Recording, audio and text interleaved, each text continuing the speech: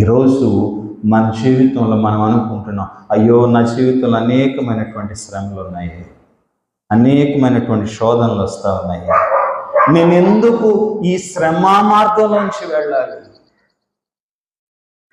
ప్రభు అన్నాడు, మనుషులకు కలిగే శ్రమలు తప్ప మీకు ఏ శ్రమలు నేను ఇవ్వలేదయ్యా. రక్తము కారునంతగా మీరు ఇంకా అపవాదిని ఎదిరించలా. మనం అనుకుంటున్నాం ఈ శ్రమలు చూసి, అబ్బా నేను ఎంత శ్రమల్లోంచి ప్రయాణం చేసి వచ్చాను తెలుసా అనుకుంటున్నాం.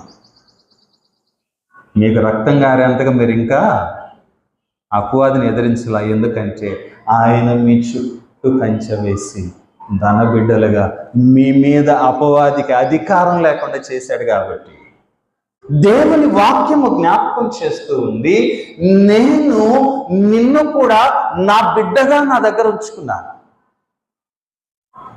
నువ్వేం చేస్తున్నావు?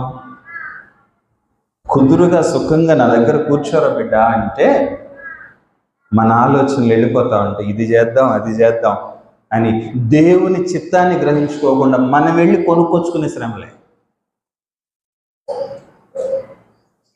లేకపోతే మనుషులకు కలిగే శ్రమ, మనుషులకు సాధారణంగా కలిగేటువంటి ఇబ్బందులు తప్ప మనకి ఏ ఇబ్బందులు రావండి.